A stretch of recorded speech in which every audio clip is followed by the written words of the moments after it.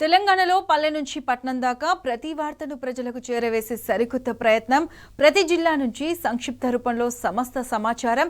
తెలంగాణ 33 జిల్లాల సమగ్ర వార్తా స్రవంతి మీ ముందుకు తెచ్చింది టీ న్యూస్. 33 జిల్లాల నుంచి మా ప్రతినిధులు అందించే 33 వార్తల్ని ఇప్పుడు చూద్దాం. మరొక వార్త, జగిత్యాల జిల్లా వ్యాప్తంగా రాష్ట్ర వ్యాప్తంగా కూడా ఈ బైక్లు ఎలక్ట్రానిక్ బైక్ల కొనుగోలు భారీగా సాగుతున్నాయి. అయితే జగిత్యాల జిల్లాలో కూడా వేల సంఖ్యలో ఈ బైకులు కొనుగోలు చేశారు. ఈ క్రమంలో నిన్న బాలాపల్లి గ్రామంలో ఒక బైకు ఛార్జింగ్ పెడుతుండగా ఎలక్ట్రానిక్ బైకు దగ్ధమైంది. ఈ క్రమంలో ఆ బైక్తో పాటు ఇల్లు కూడా పాక్షికంగా దగ్ధమైంది. దీంతో ఇటువంటి ఎలక్ట్రానిక్ బైకులు కొనుగోలు చేసినటువంటి వ్యక్తులు కూడా దీనికి సంబంధించి ప్రస్తుతం భయాందోళనలో ఉన్నారు. ఎందుకంటే ఓ కంపెనీకి చెందినటువంటి బైకు దగ్ధమైనప్పటికీ దానికి కారణాలు ఏంటి అనేది అటు సంబంధించినటువంటి కంపెనీ యాజమాన్యం అయితే ఎంక్వైరీ చేస్తుండగా ఈ ఘటన తీవ్ర కలకలం రేపడము, రాష్ట్ర వ్యాప్తంగా జిల్లా వ్యాప్తంగా కూడా సంచలనం రేగడంతో మొత్తానికైతే ఇటువంటి బైకులు కొనుగోలు చేసినటువంటి వ్యక్తులైతే ప్రస్తుతము ఆందోళనలో ఉన్నారు, భయం భ్రాంతులకు గురవుతున్నారు. ఛార్జింగ్ పెడదామంటేనే వారు భయపడేటువంటి పరిస్థితి జగిత్యాల జిల్లాలో నెలకొంది. ఇవి జిల్లా వ్యాప్తంగా ఉన్నటువంటి ప్రధాన వార్తలు.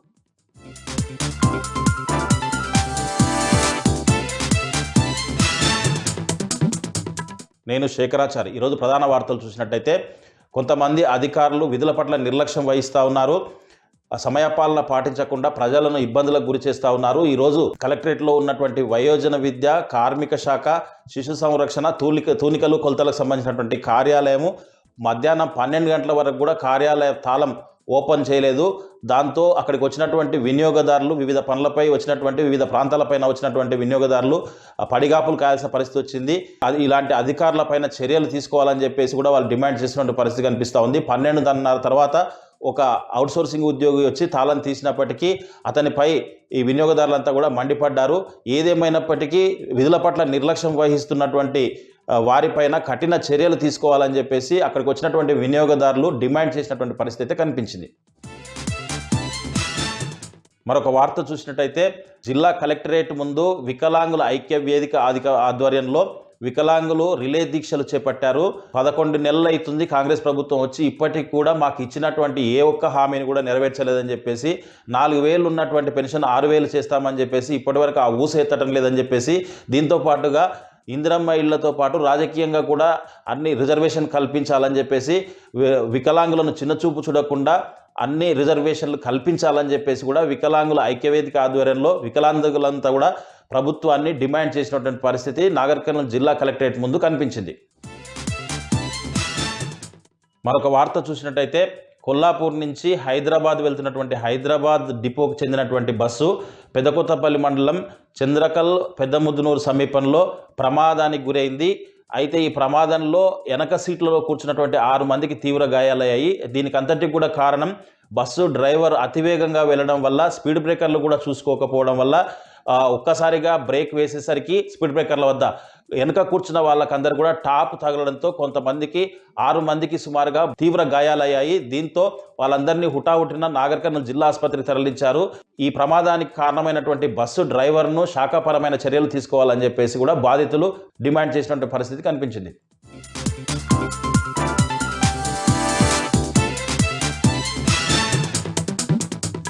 ఇక నల్గొండ జిల్లా వార్తలు చూస్తే నల్గొండ జిల్లా కేంద్రంలోని జిల్లా కలెక్టరేట్ ముందు గత వారం రోజులుగా ఎంఆర్పీఎస్ వికలాంగుల సంఘం ఆధ్వర్యంలో నిరసన కార్యక్రమాలు, ధర్నా కార్యక్రమాలు కొనసాగుతున్నాయి. కాంగ్రెస్ ప్రభుత్వం ఇచ్చినటువంటి మాట నిలబెట్టుకుంటూ వికలాంగులకు 6,016 రూపాయల పెన్షన్ పెంచాలంటూ వాళ్ళు గత కొన్ని రోజులుగా ధర్నా కార్యక్రమాలు, దీక్షా కార్యక్రమాలు కూడా నిర్వహిస్తూ ఉన్నారు. ప్రభుత్వం మాట ఇచ్చి మోసం చేసింది, తమను మోసం చేసింది. కేసీఆర్ గారి ప్రభుత్వంలో ఇస్తున్నట్టుగానే 4,000 రూపాయలు మాత్రమే ఇస్తూ ఉన్నారు. ప్రభుత్వం ఎన్నికల హామీలో చెప్పినట్టుగా తమకు 6,000 రూపాయల పెన్షన్ పెంచాలని కూడా వికలాంగులు డిమాండ్ చేస్తూ ఉన్నారు. దీంతోపాటు వృద్ధులు, అదేవిధంగా మహిళలకు సంబంధించి అదేవిధంగా ఇతరితర పెన్షన్లు కూడా పెంచుతామని మాటిచ్చారు. ఇప్పటివరకు ఆ ఊసి ఎత్తడం లేదని కూడా వాళ్ళు ఆరోపణ చేయడం జరిగింది. సంవత్సర కాలంగా కాంగ్రెస్ పార్టీ ప్రభుత్వం టైంపాస్ చేస్తూ ఉంది. ఇచ్చిన హామీలని తుంగలోకి 6 గ్యారంటీలను కూడా ఎక్కడ అమలు చేయకుండా అందరినీ కూడా ఇబ్బంది పెడుతుందని ఎంఆర్పీఎస్ సంబంధించినటువంటి నాయకులు ఆగ్రహం వ్యక్తం చేశారు. ప్రధానంగా వికలాంగులు ఇబ్బంది పడుతూ ఉన్నారు. జీవన ప్రమాణాలు మెరుగుపడడానికి ఖర్చులు పెరిగాయి కాబట్టి ప్రభుత్వం ఇచ్చినటువంటి మాట నిలబెట్టుకుంటూ 6,000 రూపాయల పెన్షన్ తమకు మంజూరు చేయాలని కూడా వాళ్ళు ఈ సందర్భంగా డిమాండ్ చేశారు. మరొక వార్త విషయానికి వస్తే నల్గొండ జిల్లా డీఈఓ భిక్షపతి వివాదాలు చిక్కున్నారు. ఆయన మొదటి భార్య మాధవి ఉమెన్ పోలీస్ స్టేషన్లో డీఓ పైన ఫిర్యాదు చేసింది. తనను పెళ్లి చేసుకొని మోసం చేశాడు, తమకు విడాకులు ఇవ్వకుండానే వేరొక మహిళతో కాపురం చేస్తూ 3 పిల్లల్ని కూడా కన్నాడు, తనను నిర్లక్ష్యం చేస్తూ ఉన్నాడు, తమకు సంబంధించినటువంటి ఏదైతే వివాదాలకు సంబంధించి తమకు విడాకులకు సంబంధించి కోర్టులో కేసు నడుస్తుండగానే ఎటు తేల్చుకోకుండానే తనకు ఎలాంటి న్యాయం చేయకుండా మరొక మహిళతో తను సహజీవనం చేస్తూ ఉన్నాడు, తనను అన్యాయం చేస్తున్నాడు అంటూ మాధవి ఉమెన్ పోలీస్ స్టేషన్లో ఫిర్యాదు చేసింది. నిన్న డీఓ భిక్షపతి రెండో భార్య అయినటువంటి వేరే మహిళతో రెడ్డాడనికి ఉండగా పట్టుకొని అతన్ని నిలదీయడం జరిగింది. అతని బంధువులు కూడా ఆయన ఇంటి ముందు ధర్నా కార్యక్రమం నిర్వహించారు. పెళ్లి చేసుకొని మోసం చేశాడు, 2 పిల్లల్ని కూడా కన్నారు, తను వదిలేసి వేరొక మహిళతో కాపురం పెట్టి 3 పిల్లల్ని కూడా కన్నాడు, తనకు ఎలాంటి న్యాయం చేయలేదు, ఎలాంటి ఆర్థికంగా దానికి సపోర్ట్ చేయలేదు. కోర్టులో వివాదం నడుస్తుండగానే తను వేరొక మహిళతో ఉండడాన్ని ఆమె తీవ్రంగా తప్పుపట్టింది. ఉమెన్ పోలీస్ స్టేషన్లో ఫిర్యాదు చేయడంతో డీఓ పైన కేసు కూడా నమోదైంది. పోలీసులు కేసు నమోదు చేసుకొని దర్యాప్తు చేస్తూ ఉన్నారు. ఇక మరొక వార్త విషయానికి వస్తే నల్గొండ జిల్లా కలెక్టరేట్ జిల్లా అభివృద్ధి అదేవిధంగా సమగ్ర అభివృద్ధికి సంబంధించినటువంటి దిశ మీటింగ్ జరిగింది. ఎంపీల ఆధ్వర్యంలో ఈ మీటింగ్ జరిగింది. ఈ కార్యక్రమానికి మంత్రి కోమటిరెడ్డి వెంకటరెడ్డితో పాటు జిల్లాలోని ఎమ్మెల్యేలందరూ కూడా హాజరయ్యారు, ఇతర ఉన్నతాధికారులు కూడా హాజరు కావడం జరిగింది.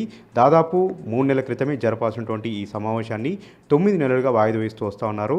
ఎంపీ నిధులు ఖర్చు పెట్టడానికి అదేవిధంగా ఎమ్మెల్యేల నిధులు ఖర్చు పెట్టడానికి ఒక దిశ చూపించేందుకు ఈ కార్యక్రమాన్ని కూడా ప్రతి 3 నెలలకోసారి నిర్వహించాల్సి ఉంది. కానీ కాంగ్రెస్ పార్టీ పెద్దలు దీన్ని నిర్లక్ష్యం చేస్తూ నిర్వహించకుండా సంవత్సరం తర్వాత దీన్ని నిర్వహించడం పట్ల ప్రజలు కూడా ఆగ్రహం వ్యక్తం చేస్తూ ఉన్నారు. ఎంపీలకు వచ్చినటువంటి నిధులు, ఎమ్మెల్యేలకు వచ్చినటువంటి నిధులు సక్రమ పద్ధతిలో ప్రజల అవసరాలకు అనుగుణంగా నియోజకవర్గ అభివృద్ధికి ఏ విధంగా ఖర్చు పెట్టాలనేది ఈ సమావేశంలో నిర్ణయిస్తారు. కాబట్టి అత్యంత ప్రాధాన్యత క్రమంలో ఈ మీటింగ్ నిర్వహించాలి. కానీ తూతు మంత్రంగా నిర్వహించారు. ఈరోజు జరిగినటువంటి మీటింగ్లో ఎలాంటి కార్యక్రమం తీసుకోలేదు, ఎలాంటి ప్రణాళిక కూడా తయారు చేయలేదు. తూతు మంత్రంగా కేవలం గంట సేపు మాత్రమే మీటింగ్ నిర్వహించి మమ అనిపించారని కూడా అక్కడ ఉన్నటువంటి అధికారులు ప్రజలు కూడా పెదవి విరిచారు.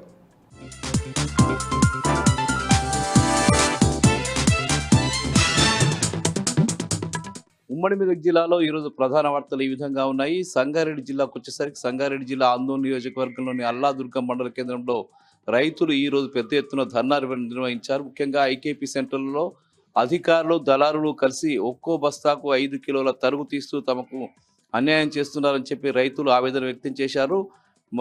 ధాన్యం బస్తాలతో వాళ్ళు రోడ్డెక్కి ఆందోళన నిర్వహించారు. తమకు న్యాయం చేయాలని చెప్పి ఈ సందర్భంగా వాళ్ళు డిమాండ్ చేశారు.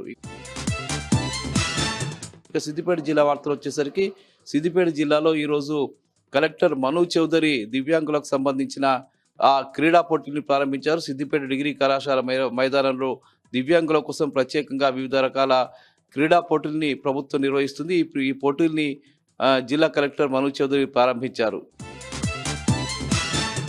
మాలా మహానాడు ఆధ్వర్యంలో చేపట్టేటువంటి పాదయాత్ర ఈరోజు సిద్దిపేట జిల్లా కేంద్రానికి చేరింది. ఈ సందర్భంగా మాలలు పెద్ద ఎత్తున పాదయాత్రకు స్వాగతం పలికారు. ముఖ్యంగా ఎస్సీ వర్గీకరణకు వ్యతిరేకంగా ఈ పాదయాత్ర జరుగుతూ ఉన్నది. మాలలు చేస్తున్న డిమాండ్ ప్రకారం ఎస్సీ వర్గీకరణ చేయవద్దని చెప్పి ఈ సందర్భంగా వాళ్ళు డిమాండ్ చేశారు.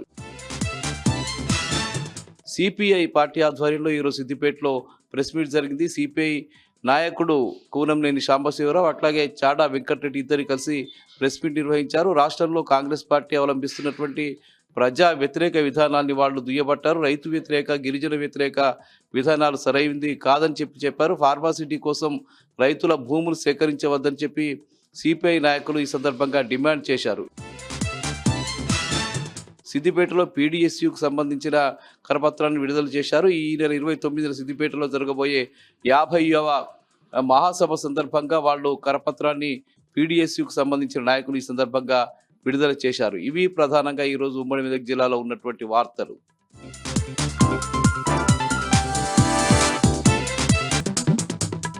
మహబూబ్ నగర్ జిల్లా మాగనూరు ఫుడ్ పాయిజన్ ఘటనలో మహబూబ్ నగర్ జిల్లా ప్రభుత్వ ఆసుపత్రిలో చికిత్స పొందుతున్న విద్యార్థులను ఇవాళ వైద్యులు డిశ్చార్జ్ చేశారు. మొత్తం 15 మంది విద్యార్థులకు గాను 13 మంది విద్యార్థులను వైద్యులు ఇవాళ డిశ్చార్జ్ చేశారు. మరో 2 విద్యార్థులకు చికిత్స కొనసాగుతుంది. 102 వాహనాల్లో విద్యార్థులను తల్లిదండ్రులను మాగనూరుకి పంపించారు. మహబూబ్ నగర్ జిల్లా కేంద్రం తెలంగాణ చౌరస్తాలో వికలాంగుల హక్కుల పోరాట సమితి ఆధ్వర్యంలో వికలాంగులు రిలే నిరాహార దీక్షలు చేపట్టారు. కాంగ్రెస్ ప్రభుత్వం ఎన్నికల్లో ఇచ్చినటువంటి పెన్షన్ పెంపు, ఇతర హామీలు నెరవేర్చాలని డిమాండ్ చేశారు. కాంగ్రెస్ ప్రభుత్వము వచ్చి ఏడాది అవుతున్నా కూడా వికలాంగులకు ఇచ్చినటువంటి హామీలు అమలు చేయట్లేదని మండిపడ్డారు. ఈ నెల 26న వికలాంగుల హక్కుల పోరాట సమితి ఆధ్వర్యంలో మహాధర్నా చేపట్టారు.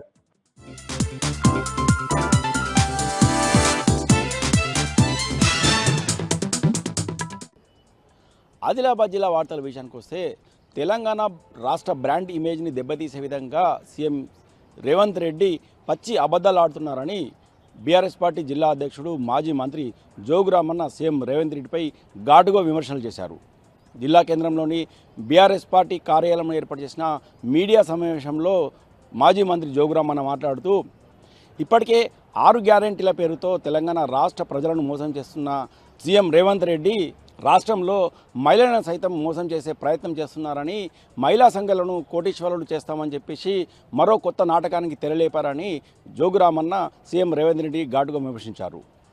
ఇప్పటికే సీఎం రేవంత్ రెడ్డిపై జిల్లా ఎస్పీని కలిసి కేసు నమోదు చేయాలని విజ్ఞప్తి చేస్తామని, అయినప్పటికీ కూడా కేసు నమోదు చేయడం లేదని 6 గ్యారెంటీల పేరుతో తెలంగాణ ప్రజలను మోసం చేసిన సీఎం రేవంత్ రెడ్డిపై ప్రైవేట్ కంప్లైంట్ నమోదు చేస్తామని సందర్భంగా మాజీ మంత్రి జోగురామన్న పేర్కొన్నారు. ఇక మరో వార్తా విషయానికి వస్తే అక్రమంగా ఆయుధాలను తరలిస్తున్న ఓ ముఠాను జిల్లా పోలీసులు పట్టుకున్నారు. ఆంధ్రప్రదేశ్లో ఓ ప్రతీకార హత్య చేసేందుకు ఈ ముఠా వారణాసి నుండి ఆదిలాబాద్ గుండా ఆంధ్రప్రదేశ్కు అక్రమంగా ఆయుధాలు తరలిస్తున్నగా విశ్వసనీయ సమాచారం మేరకు జిల్లా సరిహద్దులో ఈ ఆయుధాల ముఠాను పట్టుకున్నట్టు జిల్లా ఎస్పీ గౌస్ ఆలం వెల్లడించారు. ఇప్పటికే 4 వ్యక్తులను అదుపులోకి తీసుకున్నామని 4 పిస్తోళ్లతో పాటు 8 మ్యాగజైన్స్, అలాగే 18 లైవ్ రౌండ్స్, 5 సెల్ ఫోన్లు, ఒక కారును స్వాధీనం చేసుకున్నట్టు జిల్లా ఎస్పీ గౌస్ ఆలం తెలిపారు. ఈ కేసులో మాజీ జనశక్తి మావోయిస్టు కీలక పాత్ర పోషించారని జిల్లా ఎస్పీ వెల్లడించారు. ఆదిలాబాద్ రూరల్ పోలీస్ స్టేషన్లో 9 మందిపై కేసు నమోదు చేసి దర్యాప్తు చేస్తున్నట్టు జిల్లా ఎస్పీ తెలిపారు. ఇక నిర్మల్ జిల్లా వార్తల విషయానికి వస్తే మహిళలకు సామాజికంగా భద్రత కల్పించేందుకే జిల్లా కేంద్రంలో భరోసా కేంద్రం ఏర్పాటు చేసినట్టు జిల్లా ఎస్పీ జానకి షర్మిల తెలిపారు. జిల్లా కేంద్రంలోని భరోసా కేంద్రంలో 176 జంటలకు కౌన్సిలింగ్ నిర్వహించి 52 జంటలను ఏకం చేసినట్టు జిల్లా ఎస్పీ జానకి శర్మ తెలిపారు. షీ టీమ్స్ ద్వారా మహిళలకు, బాలికలకు, విద్యార్థులకు రక్షించడమే ప్రధాన ధ్యేయంగా ఈ భరోసా కేంద్రాలను ఏర్పాటు చేసినట్టు జిల్లా ఎస్పీ ఈ సందర్భంగా పేర్కొన్నారు. ఏకమైన 52 జంటలతో జిల్లా ఎస్పీ జానకి షర్మిల సహపంక్తి భోజనం చేశారు. ఈ సందర్భంగా జిల్లా ఎస్పీ జానకి షర్మిల మాట్లాడుతూ మహిళల పరిరక్షణకే ఈ భరోసా కేంద్రం ఏర్పాటు చేశామని, ఎవరికైనా సమస్యలు ఎదురైతే మహిళలు, అలాగే బాలికలు, విద్యార్థులు నేరుగా వచ్చి ఈ భరోసా కేంద్రంలో ఫిర్యాదు చేయాలని పేర్కొన్నారు.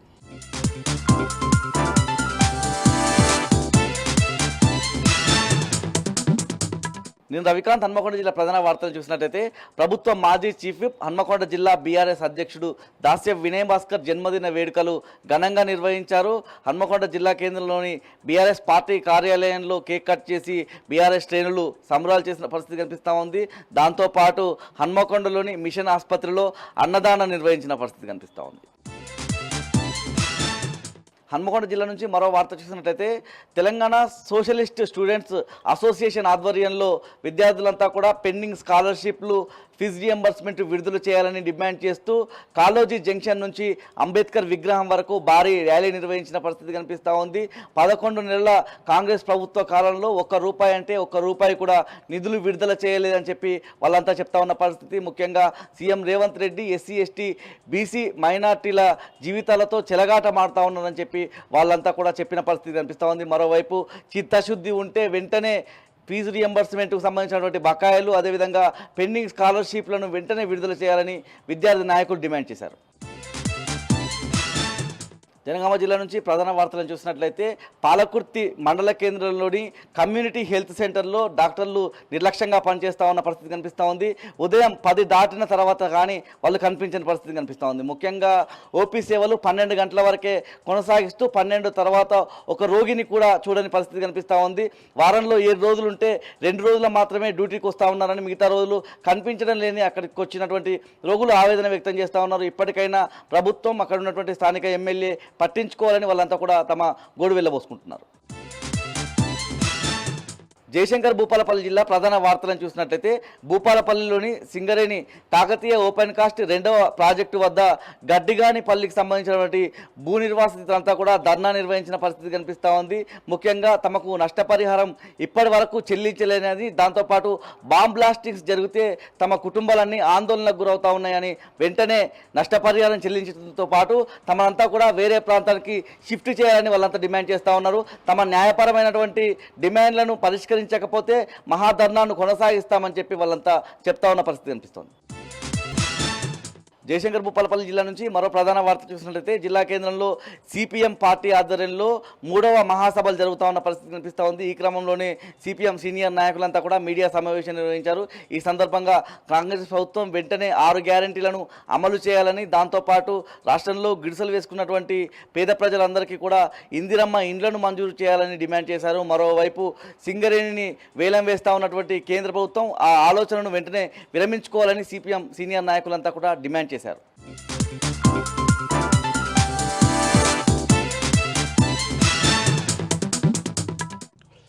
కొమరంభీం ఆసిఫాబాద్ జిల్లా ప్రధాన వార్తలు కనుక వస్తే జిల్లా కేంద్రంలోని ప్రభుత్వ ఆసుపత్రిని ఆకస్మిక తనిఖీ చేశారు ఎమ్మెల్యే కోవా లక్ష్మి. ప్రభుత్వ ఆసుపత్రిలో రోగులకు అందుతున్న వైద్య సేవలను, అక్కడి సమస్యలను అడిగి తెలుసుకున్నారు ఎమ్మెల్యే. రోగులకు మెరుగైన వైద్య సేవలు అందించాలని, ప్రభుత్వ ఆసుపత్రిలో సమస్యలను వెంటనే పరిష్కరించాలంటూ ఆసుపత్రి సూపరింటెండెంట్ను ఆదేశించారు ఎమ్మెల్యే కోవా లక్ష్మి. మంచిర్యాల జిల్లాలోని ప్రధాన వార్తలు కనుక చూస్తే కాసిపేట మండలం మామిడిగూడ గ్రామం విష జ్వరాలతో మంచం పట్టింది. గ్రామంలో పారిశుద్ధ్య లోపంతో 20 మందికి పైగా గ్రామస్తులు విష జ్వరాలతో తీవ్ర అస్వస్థకు గురయ్యారు. సమాచారం తెలుసుకున్న అధికారులు హుటాహుటిన మెడికల్ క్యాంపును గ్రామంలో ఏర్పాటు చేశారు. అస్వస్థకు గురైన వారికి చికిత్స అందిస్తున్నారు. మంచిర్యాల జిల్లాలోని మిగతా వార్తలు కనుక వస్తే జిల్లా కేంద్రంలోని ఐబీ చౌరస్తా వద్ద నల్ల బ్యాడ్జీలతో నిరసన తెలిపారు దివ్యాంగులు. కాంగ్రెస్ ప్రభుత్వం ఎన్నికల్లో హామీ ఇచ్చిన విధంగా 6,000 రూపాయలు పెన్షన్ చెల్లించాలని, ప్రభుత్వం ఏర్పడి ఏడాది పూర్తి కావస్తున్నా దివ్యాంగుల సమస్యలు పరిష్కరించలేదని, తమ సమస్యలు పరిష్కరించని పక్షంలో రాష్ట్ర వ్యాప్తంగా నిరసనలు ఉధృతం చేస్తామంటూ దివ్యాంగులు రాష్ట్ర ప్రభుత్వాన్ని హెచ్చరించారు. మంచిర్యాల జిల్లా కేంద్రంలోని చింతపండువాడలోని ఓ ఇంట్లో అగ్ని ప్రమాదం చోటు చేసుకుంది. పార్క్ చేసిన ఎలక్ట్రిసిటీ స్కూటీలో ప్రమాదవశాత్తు మంటలు చెలరేగి స్కూటీతో పాటు మరో 2 బైకులు దగ్ధమయ్యాయి. ప్రమాద సమయంలో ఎవరూ లేకపోవడంతో ప్రాణాపాయం తప్పింది. ఫైర్ సిబ్బంది మంటలను ఆర్పివేశారు. మంచిర్యాల జిల్లా చెన్నూరు మున్సిపాలిటీ అధికారుల అత్యుత్సాహంపై విమర్శలు వ్యక్తమవుతున్నాయి. 18వ వార్డు నీటి బోరు స్టార్టర్కు మున్సిపాలిటీ సిబ్బంది తాళం వేయడంతో అదే బోరు నీటిపై ఆధారపడి జీవిస్తున్న 20కి పైగా రజక కుటుంబాలు తీవ్ర ఇబ్బందులకు గురయ్యారు. మున్సిపాలిటీ అధికారుల తీరు పట్ల చెన్నూరు మున్సిపల్ కార్యాలయం ముందు మహిళలు ఆందోళన చేపట్టారు.